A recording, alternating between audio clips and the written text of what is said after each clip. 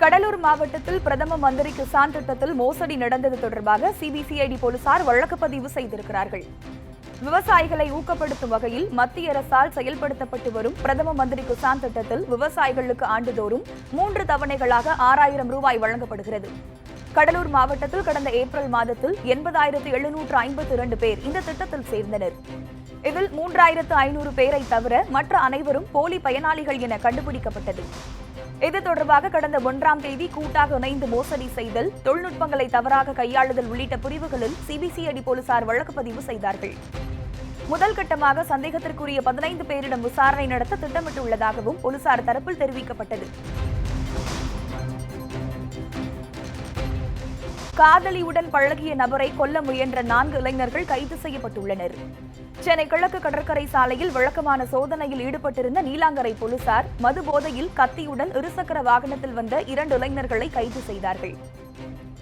அவர்களிடம் நடத்திய விசாரணையில் வினோத் என்கின்ற தங்கள் நண்பனுக்காக அவனது காதலியுடன் நெருங்கி பழகிய நபரை இருவரும் கொல்ல முயற்சி செய்தது தெரியவந்தது. இதையடுத்து வினோத் மற்றும் அவரது நண்பர்கள் உட்பட 4 இளைஞர்களை கைது செய்து போலீசார் சிறையில் அடைத்தார்கள். திண்டுக்கல் மாவட்டம் வத்தலகுண்டு அருகே கொள்ளை சம்பவம் குறித்து போலீசார் விசாரணை நடத்தி வருகிறார்கள். வத்தலகுண்டு அருணாச்சலபுரத்தைச் சேர்ந்த மருதுபாண்டி மினி லாரி ஓட்டுநராக உள்ளார். தான் ஓட்டி வந்த மினி லாரியை விற்றுவிட்டு வேறு ஒரு லாரி வாங்குவதற்காக குடும்பத்துடன் திருப்பூர் சென்றுள்ளார். வீட்டிற்கு திரும்பிய போது வீட்டின் கதவு உடைக்கப்பட்டிருப்பதைக் கண்டு அதிர்ச்சியடைந்தார். பீரோவில் இருந்த 2 பவுண்ட் தங்க நகைகள் மற்றும் மினி லாரி விற்ற பணம் 1 லட்சம் ரூபாய் ஆகியவை கொள்ளையடிக்கப்பட்டது. புகாரை அடுத்து கைரேகை நிபுணர்களை கொண்டு ஆய்வு செய்த போலீசார் கொள்ளையர்களை தேடி வருகிறார்கள். மார்த்தாண்டம் வழியாக கேரளாவுக்கு கடத்த முயன்ற 1500 கிலோ ரேஷன் அரிசியை வட்ட வழங்கல் துறை அதிகாரிகள் பறிமுதல் செய்தார்கள். குமரி மாவட்ட எல்லை வழியாக கேரளாவுக்கு ரேஷன் அரிசி மற்றும் மண்ணெண்ணெய் உள்ளிட்டவை அதிகளவில் கடத்தப்படுகிறது. இது தொடர்பாக மார்த்தாண்டம் அருகே வெட்டுவன்னி பகுதியில் வட்ட வழங்கல் அதிகாரிகள் சோதனையில் ஈடுபட்டனர். அப்போது கேரள பதிவு எண் கொண்ட சொகுசு வாகனத்தை அதிகாரிகள் நிறுத்த முயன்றபோது வாகனம் நிற்காமல் சென்றது. சுமார் 6 கிலோமீட்டர் தூரம் விரட்டி சென்று களியக்காவிளை அருகே பனங்காலை பகுதியில் வைத்து வாகனத்தை மடக்கி பிடித்தார்கள். ஓட்டுநர் தப்பி ஓடிய நிலையில் அதிலிருந்து 1500 கிலோ ரேஷன் அரிசியை அதிகாரிகள் பறிமுதல் செய்தார்கள். மயிலாடுதுறை அருகே கறவை மாடுகளை திருடி சென்ற 2 பேரை போலீசார் சிசிடிவி கேமரா மூலம் கண்டுபிடித்து கைது செய்தனர். நாகை மாவட்டம் மயிலாடுதுறை அருகே நல்லத்துக்குடி கிராமத்தில் கடந்த 25ஆம் தேதி மீனாட்சி, அர்ஜுனன் ஆகியோரின் கறவை மாடுகள் திருடு போயின. இதுகுறித்து 2 பேரும் மயிலாடுதுறை போலீசில் புகார் அளித்தனர். இதைத் தொடர்ந்து அப்பகுதியில் உள்ள சிசிடிவி கேமரா பதிவுகளை பார்த்தபோது திருடு போன மாடுகளை லோடு ஆட்டோ மூலம் கடம்பூர் கிராமத்தைச் சேர்ந்த வசந்தகுமாருக்கு அனுப்பி வைத்தது தெரியவந்தது. இதையடுத்து வசந்தகுமார் வீட்டில் கட்டியிருந்த 2 கறவை மாடுகளும் கடத்தலுக்கு பயன்படுத்திய லோடு ஆட்டோவும் பறிமுதல் செய்யப்பட்டது. இதுகுறித்து வழக்கு பதிவு செய்த போலீசார் வசந்தகுமாரையும் அவருக்கு உடந்தையாக இருந்த மணிகண்டன் என்பவரையும் கைது செய்தார்கள்.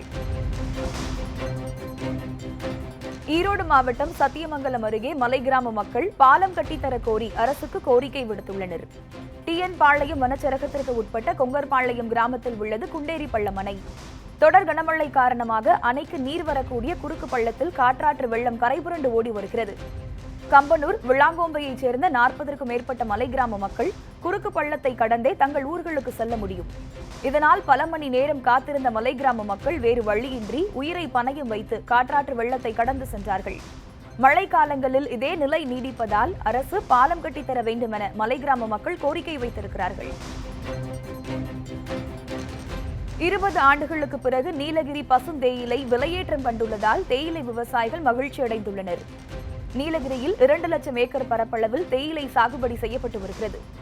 20 ஆண்டுகளுக்கு முன்பு 1 கிலோ தேயிலைக்கு 25 ரூபாய் வரை கிடைத்தது. அதனைத் தொடர்ந்து விலை வீழ்ச்சி ஏற்பட்டதால் 1 கிலோவுக்கு 8 ரூபாய் முதல் 12 ரூபாய் வரை மட்டுமே கிடைத்து வந்தது. இந்நிலையில் அஸ்ஸாம் உள்ளிட்ட வடகிழக்கு மாநிலங்களில் கடந்த மாதம் முதல் பெய்து வரும் கனமழையால் அங்கு தேயிலை சாகுபடி கடுமையாக பாதிக்கப்பட்டுள்ளது. இதையடுத்து நீலகிரி மாவட்ட பசுந்தேயிலைக்கு 1 கிலோவுக்கு 30 ரூபாய் கிடைத்து வருகிறது. 20 ஆண்டுகளுக்கு பிறகு நல்ல விலை கிடைத்துள்ளதால் தேயிலை விவசாயிகள் மகிழ்ச்சி அடைந்திருக்கிறார்கள். மேலும் இதே விலை தொடர்ந்து கிடைக்க மத்திய மாநில அரசுகள் நடவடிக்கை எடுக்க வேண்டும் எனவும் தேயிலை விவசாயிகள் கோரிக்கை விடுத்துள்ளனர். ஸ்ரீவில்லிபுத்தூர் அருகே 5 கிலோமீட்டர் தொலைவுக்கு சாலையின் இருபுறமும் மரக்கன்றுகள் நட்டு கல்லூரி மாணவர்கள் விழிப்புணர்வு ஏற்படுத்தினர். விருதுநகர் மாவட்டம் கோமாப்பட்டி பகுதியில் உள்ள கல்லூரி மாணவர்கள் மரம் வளர்ப்பது தொடர்பாக விழிப்புணர்வு ஏற்படுத்தி வருகின்றனர். அதன்படி அங்குள்ள வத்ராயிருப்பு சாலையின் இருபுறமும் சுமார் 5 கிலோமீட்டர் தொலைவுக்கு 200 மரக்கன்றுகளை அவர்கள் நட்டனர். மரக்கன்றுகளுக்கு தினமும் தண்ணீர் ஊற்றி வளர்க்கவும் மாணவர்கள் முடிவு செய்துள்ளனர். மரம் வளர்ப்போம் மழை பெறுவோம் என்ற கூற்றை நினைவில் கொண்டு இந்த சேவையை செய்து வருவதாக அவர்கள் கூறுகின்றனர். டீசல் விலை உயர்வை கண்டித்து ராமேஸ்வரம் மீனவர்கள் இன்று முதல் காலவரையற்ற வேலை நிறுத்தத்தை தொடங்கியுள்ளனர். ராமேஸ்வரம் மீன்பிடி துறைமுகத்தில் நேற்று நடந்த ஆலோசனைக் கூட்டத்தில் டீசல் விலை உயர்வை கண்டித்து வேலை நிறுத்தத்தில் ஈடுபட போவதாக மீனவர்கள் அறிவித்தனர். அதன்படி இன்று முதல் காலவரையற்ற வேலைநிறுத்த போராட்டத்தில் மீனவர்கள் ஈடுபட்டு வருகிறார்கள். இதனால் ராமேஸ்வரம் மீன்பிடி துறைமுகத்தில் சுமார் 800க்கும் மேற்பட்ட விசைப்படகுகள் நங்கூரமிட்டு நிறுத்தி வைக்கப்பட்டுள்ளன. நாள் ஒன்றுக்கு 2 கோடி ரூபாய் வர்த்தக பாதிப்பு ஏற்படும் என தெரிவித்த மீனவர்கள் மத்திய மாநில அரசுகள் டீசலை கொள்முதல் செய்யும் விலைக்கே மீனவர்களுக்கு வழங்க வேண்டும் என்ற கோரிக்கையும் வைத்திருக்கிறார்கள். மதுரை மாவட்டம் உசிலம்பட்டியில் கனமழை காரணமாக பயிர்கள் சேதமடைந்துள்ளதால் விவசாயிகள் வேதனையடைந்துள்ளனர். வெப்பச்சலனம் காரணமாக தமிழகம் முழுவதும் பரவலாக கனமழை பெய்து வருகிறது. உசிலம்பட்டியை சுற்றியுள்ள பகுதிகளில் பெய்த கனமழை காரணமாக அசுவமா நதியில் உடைப்பு ஏற்பட்டு விவசாய நிலங்களுக்குள் மழைநீர் புகுந்துள்ளது. இதனால் மல்லிகை, கத்தரி உள்ளிட்ட பயிர்கள் நீரில் மூழ்கி சேதமடைந்துள்ளதால் விவசாயிகள் வேதனையடைந்திருக்கிறார்கள். நிலக்கோட்டை அருகே கால்வாயில் குளித்த பெண் தண்ணீரில் அடித்துச் செல்லப்பட்டு உயிரிழந்தார். திண்டுக்கல் மாவட்டம் குத்துல் நாயக்கன்பட்டியைச் சேர்ந்த ஆசை தம்பி என்பவரின் மனைவி ராமுத்தாய் அணைப்பட்டி அருகே பெரியார் பிரதான கால்வாயில் குளிப்பதற்காக இறங்கியுள்ளார். அப்போது ராமுத்தாய் தண்ணீரில் அடித்துச் செல்லப்பட்டார். அக்கம் பக்கத்தினர் போராடியும் மீட்க முடியவில்லை. 6 கிலோமீட்டர் தொலைவு வரை நீரில் இழுத்துச் செல்லப்பட்ட அவர் மட்டப்பாறை பாலம் ஓரத்தில் பிணமாக கிடந்துள்ளார். தகவல் அறிந்த காவல்துறையினர் உடலை மீட்டு பிரேத பரிசோதனைக்காக நிலக்கோட்டை அரசு மருத்துவமனைக்கு அனுப்பி வைத்தார்கள். தென்பெண்ணை ஆற்றில் நீர்வரத்து அதிகரிப்பால் ஹோசூர் கெலவரப்பள்ளி அணை உள்ளிட்ட தமிழக அணைகளின் நீர்மட்டம் கிடுகிடுவென உயர்ந்து வருகிறது. நீர்பிடிப்பு பகுதிகளில் பெய்து வரும் கனமழையால் கர்நாடக மாநிலம் தென்பெண்ணை ஆற்றில் நீர்வரத்து அதிகரித்துள்ளது. இதனால் தமிழகத்தில் உள்ள ஹோசூர் கெலவரப்பள்ளி அணைக்கு நீர்வரத்து உயரத் தொடங்கியுள்ளது. 44 அடி கொள்ளளவு கொண்ட அணையின் நீர்மட்டம் தற்போது 41 அடியை எட்டியுள்ளது. இதேபோல் கிருஷ்ணகிரி கேஆர்பி அணை, திருவண்ணாமலை சாத்தனூர் அணை உள்ளிட்ட அணைகளின் நீர்மட்டமும் உயர்ந்து வருவதால் தமிழக விவசாயிகள் மகிழ்ச்சியடைந்திருக்கிறார்கள். உலக புகழ்பெற்ற திருநள்ளாறு சனி பகவான் ஆலயத்தில் பக்தர்கள் தனிமனித இடைவெளியை கடைபிடித்து சுவாமி தரிசனம் செய்தனர். புதுச்சேரி மாநிலம் காரைக்கால் அடுத்த திருநள்ளாறு ஸ்ரீ தர்பாராணேஸ்வரர் சுவாமி ஆலயம் கொரோனா நோய் பரவல் காரணமாக மூடப்பட்டது. தற்போது வழிகாட்டு நெறிமுறைகளோடு சனி பகவான் ஆலயம் திறக்கப்பட்டுள்ளது. இ-பாஸ் ரத்தால் பக்தர்கள் வருகையும் அதிகரித்துள்ளது. தனிமனித இடைவெளியை கடைபிடித்து முகக்கவசம் அணிந்தபடி நீண்ட வரிசையில் நின்று பக்தர்கள் சுவாமி தரிசனம் செய்து வருகிறார்கள். முன்னதாக கோயிலுக்கு வரும் பக்தர்கள் அனைவருக்கும் வெப்ப பரிசோதனை செய்யப்பட்டு கையில் கிருமி நாசினி தெளிக்கப்பட்டு அனுமதிக்கப்படுகிறார்கள். சேலம் மாவட்டம் ஓமலூரில் உள்ள ஏரிகள் நிரம்பி வருவதால் விவசாயிகள் மகிழ்ச்சியடைந்துள்ளனர். ஓமலூர், காடையாம்பட்டி மற்றும் சேர்வராயன் மலைத்தொடர் பகுதிகளில் கடந்த ஒரு வாரமாக கனமழை பெய்து வருகிறது. இதனால் கேஎன் புதூர் ஏரி, டானிஷ்பேட்டை ஏரி, கோட்டேரி ஆகிய ஏரிகள் முழுமையாக நிரம்பியுள்ளது. இதனால் ஏரியை சுற்றியுள்ள 10க்கும் மேற்பட்ட கிராமங்களில் நிலத்தடி நீர்மட்டம் உயர்ந்து நூற்றுக்கணக்கான ஏக்கர் நிலம் பாசன வசதி பெறும் என்பதால் பொதுமக்களும் விவசாயிகளும் மகிழ்ச்சியடைந்திருக்கிறார்கள். மேட்டுப்பாளையம் அருகே ரேஷன் அரிசி கடத்திய அரசு பேருந்து ஓட்டுநரை போலீசார் கைது செய்தார்கள். மேட்டுப்பாளையம் அருகே சிறுமுகை பகுதியில் ஒரு நபர் வீடு வீடாக சென்று குறைந்த விலைக்கு ரேஷன் அரிசியை வாங்கிக் கொண்டிருப்பதாக போலீசாருக்கு தகவல் கிடைத்தது. இதைத் தொடர்ந்து சம்பவ இடத்திற்கு விரைந்து சென்ற போலீசார் ரேஷன் அரிசி வாங்கிய நபரை கையும் களவுமாக பிடித்தார்கள். மேலும் அங்கு நிறுத்தி வைக்கப்பட்டிருந்த வாகனம் மற்றும் 2 டன் ரேஷன் அரிசி பறிமுதல் செய்யப்பட்டது. கைதானவரிடம் நடத்திய விசாரணையில் அவர் அன்னூர் பகுதியைச் சேர்ந்த தங்கராஜ் என்பதும் அரசு பேருந்து ஓட்டுநராக பணியாற்றி வருவதும் தெரிய வந்துள்ளது. ரேஷன் அரிசியை குறைந்த விலைக்கு வாங்கி அதிக விலைக்கு விற்று வந்ததாக தங்கராஜ் தெரிவித்திருக்கிறார். புதுக்கோட்டை அருகே இளம் பெண்ணுக்கு பாலியல் தொல்லை கொடுத்த நபர் போக்சோ சட்டத்தில் கைது செய்யப்பட்டார். துவார் அருகே உள்ள பழக்கடைப்பட்டியைச் சேர்ந்தவர் சிவகுமார். இவரின் மனைவி கடந்த 3 ஆண்டுகளுக்கு முன் இறந்த நிலையில் தனது 4 வயது மகளுடன் வசித்து வருகிறார். இதனிடையே கடந்த 28ஆம் தேதி இயற்கை உபாதைக்காக காட்டுப்பகுதிக்கு சென்ற 17 வயது இளம் பெண்ணுக்கு சிவகுமார் பாலியல் தொல்லை கொடுத்துள்ளார். இதுகுறித்து பெண்ணின் தாயார் காவல் நிலையத்தில் புகார் அளித்ததைத் தொடர்ந்து சிவகுமாரை போக்சோ சட்டத்தில் கைது செய்து சிறையில் அடைத்தனர். நாகை அருகே அரசு அதிகாரிகளை பணி செய்ய விடாமல் தடுத்த இளைஞரை கைது செய்து காவல்துறையினர் சிறையில் அடைத்தனர். நாகை மாவட்டம் காக்கள்ளணி கிராமத்தைச் சேர்ந்தவர் முருகராஜ். இவர் தனக்கு சொந்தமான நிலத்தை அளக்க வேண்டுமென கீழ்வேலூர் வட்டாட்சியர் கார்த்திகேயனிடம் மனு அளித்துள்ளார். இதையடுத்து வட்டாட்சியர் தலைமையில் நிலத்தை அளக்க அதிகாரிகள் சென்றுள்ளனர். அப்போது அதே பகுதியைச் சேர்ந்த லெனின், செல்வராஜ் ஆகியோர் வாக்குவாதம் செய்ததுடன் அரசு அதிகாரிகளை பணி செய்ய விடாமல் தடுத்ததாகவும் கூறப்படுகிறது. இதுகுறித்து வட்டாட்சியர் அளித்த புகாரின் அடிப்படையில் காவல்துறையினர் லெனின் என்பவர் மீது 3 பிரிவுகளின் கீழ் வழக்கு பதிவு செய்து சிறையில் அடைத்தார்கள். சிதம்பரம் ராஜா முத்தையா மருத்துவக் கல்லூரி மருத்துவமனையை விரைவில் அரசுடைமையாக்க நடவடிக்கை எடுக்கப்படும் என தமிழக சுகாதாரத்துறை அமைச்சர் விஜயபாஸ்கர் தெரிவித்துள்ளார். கொரோனா தடுப்பு நடவடிக்கை குறித்து அமைச்சர்கள் விஜயபாஸ்கர், MC சம்பத் ஆகியோர் கூட்டாக ஆய்வு மேற்கொண்டார்கள். அதன்பின் செய்தியாளர்களிடம் பேசிய அமைச்சர் விஜயபாஸ்கர், மருத்துவக் கல்லூரி மருத்துவமனையில் நிலவும் உணவு மற்றும் நிதி பிரச்சினைகள் குறித்தும் ஆலோசிக்கப்பட்டதாகவும் தெரிவித்தார். நிதி பிரச்சினைக்கு அரசு சார்பில் தீர்வு காணப்படும் எனவும், அண்ணா பல்கலைக்கழகம் எவ்வாறு அரசுடைமையாக்கப்பட்டதோ அதேபோல் ராஜா முத்தையா மருத்துவக் கல்லூரி மருத்துவமனையாக மாற்ற நடவடிக்கை எடுக்கப்படும் எனவும் தெரிவித்தார்.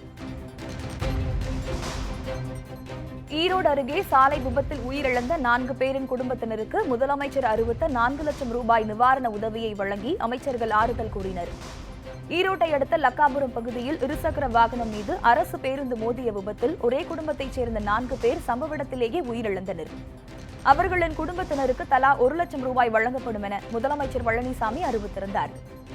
இதைத் தொடர்ந்து உயிரிழந்தவரின் வீட்டிற்கு சென்ற அமைச்சர்கள் செங்கோட்டையன், கருப்பண்ணன் ஆகியோர் முதலமைச்சரின் பொது நிவாரண நிதிக்கான காசோலையை உயிரிழந்தவர்களின் குடும்பத்தினருக்கு வழங்கி ஆறுதல் தெரிவித்தார்கள்.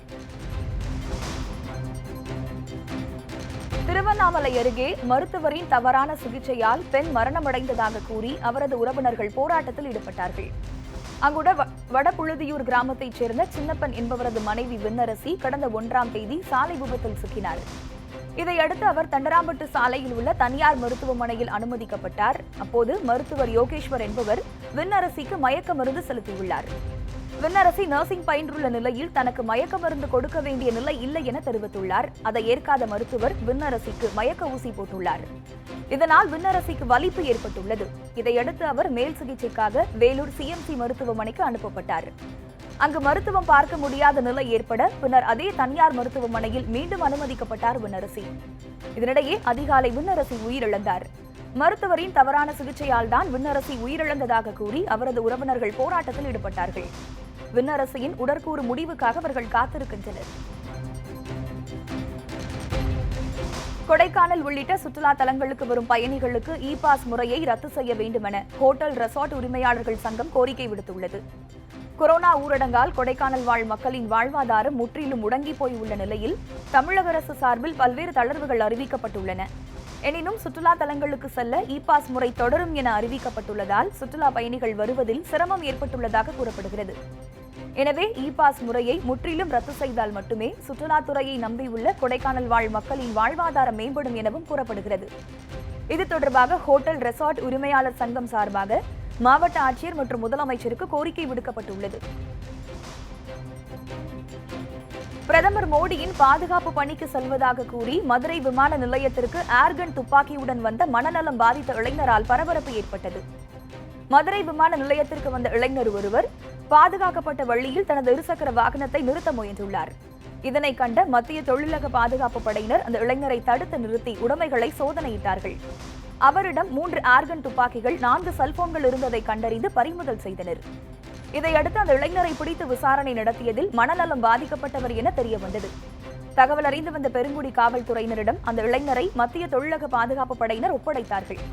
மனநலம் பாதித்த இளைஞர் வெங்கடசமுத்திரம் பகுதியைச் சேர்ந்த பாஸ்கரனின் மகன் அஸ்தவதாம் என்பது தெரியவந்தது.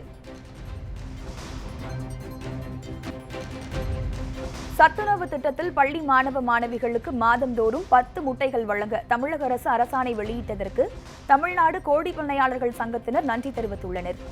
தமிழகத்தில் ஜூன் மாதம் 1ஆம் தேதி திறக்க வேண்டிய பள்ளிகள் கொரோனா காரணமாக தற்போது வரை திறக்கப்படவில்லை. இதனால் பள்ளி மாணவர்களுக்கு தமிழக அரசு சார்பில் வழங்கப்படும் அரிசி, பருப்பு உள்ளிட்ட உலர் உணவுப் பொருட்கள் வழங்கப்படுவதில்லை. இதனிடையே உலர் உணவுப் பொருட்களுடன் முட்டைகளும் வழங்க வேண்டுமென சென்னை உயர்நீதிமன்றம் சமீபத்தில் தெரிவித்திருந்தது. இதையடுத்து தமிழக சமூக நலத்துறை அரசாணை ஒன்றை பிறப்பித்துள்ளது. அதன்படி சத்துணவு திட்டத்தின் கீழ் பயன்பெறும் மாணவ மாணவிகளுக்கு மாதந்தோறும் 10 முட்டைகள் வழங்கப்படும் என தெரிவிக்கப்பட்டுள்ளது. இந்த அறிவிப்பு வெளியிட்ட முதலமைச்சருக்கு தமிழ்நாடு கோழி பண்ணையாளர்கள் சங்கத்தினர் நன்றி தெரிவித்துள்ளனர். கடந்த காலத்தைப் போல தற்போதும் மாணவர்களுக்கு 20 முட்டைகளை வழங்கினால் கோழி பண்ணையாளர்கள் தொழில் வளர்ச்சியடையும் என்றும் அவர்கள் தெரிவித்துள்ளனர். குன்னூர் உதகை இடையே இயக்கப்பட்ட மலை ரயில் என்ஜின் புதுப்பிக்கப்பட்டு சோதனை ஓட்டத்திற்கு விடப்பட்டது. நீலகிரி மாவட்டம் குன்னூர் உதகை இடையே இயக்கப்பட்டு வந்த 100 ஆண்டு பழமை வாய்ந்த மலை ரயில் என்ஜின் மற்றும் பெட்டிகள் திருச்சி பொன்மலை ரயில்வே பணிமனைக்கு பழுது நீக்குவதற்காக அனுப்பி வைக்கப்பட்டது. கடந்த ஓராண்டாக நடைபெற்ற பழுது நீக்க பணி அண்மையில் முடிவடைந்ததை அடுத்து மீண்டும் ரயில் என்ஜின் குன்னூர் ரயில் நிலையத்துக்கு கொண்டு வரப்பட்டது. இதையடுத்து ரயில்வே அதிகாரிகள் மற்றும் பொறியாளர்கள் குன்னூர் ரயில் நிலையத்திலிருந்து கேத்தி வரை சுமார் 14 கிலோமீட்டர் தொலைவுக்கு ரயில் என்ஜினை இயக்கி சோதனை செய்தார்கள். ரயில்வே துறையின் உத்தரவுக்கு பிறகு மலை ரயில் என்ஜினை இயக்க முடிவு செய்துள்ளதாக அதிகாரிகள் தெரிவித்தனர். ஸ்ரீவில்லிபுத்தூர் அருகே அனுமதியின்றி மணல் அள்ளியதை தடுத்தபோது தப்பியோடியவரை 5 கிலோமீட்டர் தொலைவுக்கு துரைத்துச் சென்று வருவாய்த்துறையினர் பிடித்தனர். ஸ்ரீவில்லிபுத்தூர் அருகே அச்சம்குளம் கிராமத்தில் உள்ள கடமன்குளம் கண்மாயில் அனுமதியின்றி மணல் அள்ளப்படுவதாக சிவகாசி துணை ஆட்சியர் தினேஷ்குமாருக்கு தகவல் கிடைத்தது. அவரது உத்தரவுப்படி அப்பகுதியில் வருவாய்த்துறையினர் ஆய்வு செய்ய சென்றபோது அதிகாரிகளை கண்டு மணல் திருடியவர்கள் தப்பியோடினர். அவர்களை சினிமா பட பாணியில் துரத்திச் சென்ற வருவாய்த்துறையினர் 5 கிலோமீட்டர் தொலைவுக்கு விரட்டிச் சென்று லட்சுமண பிரபு என்பவரை பிடித்து காவல்துறையில் ஒப்படைத்தார்கள். மேலும் தப்பியோடிய 2 பேரை போலீசார் தேடி வருகின்றனர். தென்காசி அருகே பழமை வாய்ந்த காசி விஸ்வநாதர் கோயிலில் கடந்த 4 நாட்களில் 4000க்கும் மேற்பட்டோர் தரிசனம் செய்திருக்கிறார்கள். தமிழகத்தில் கொரோனா பரவல் காரணமாக மூடப்பட்ட வழிபாட்டு தலங்கள் அனைத்தும் 5 மாதங்களுக்கு பிறகு கடந்த 1ஆம் தேதி முதல் திறக்கப்பட்டுள்ளது. இதையொட்டி தென்காசி மாவட்டத்தில் உள்ள 1000 ஆண்டுகள் பழமை வாய்ந்த காசி விஸ்வநாதர் கோயிலில் பக்தர்கள் குவிய தொடங்கினர். முகக்கவசம் அணிந்தபடி பாதுகாப்பு இடைவெளியுடன் பொதுமக்கள் தரிசனம் செய்ய தொடங்கினார்கள். நேற்று வரை கடந்த 4 நாட்களில் 4453 பேர் சுவாமி தரிசனம் செய்துள்ளதாக கோயில் நிர்வாகம் தெரிவித்துள்ளது. கோயிலுக்குள் அமர்ந்திருக்க அனுமதி இல்லாததால் கோயில் நுழைவாயிலில் அதிகப்படியான பக்தர்கள் குடும்பமாக அமர்ந்து பொழுதை கழித்து வருகிறார்கள். இத்துடன் இந்த செய்தி அறிக்கை நிறைவடைகிறது. தொடர்ந்து இணைந்திருங்கள் நியூஸ் 7 தமிழோடு.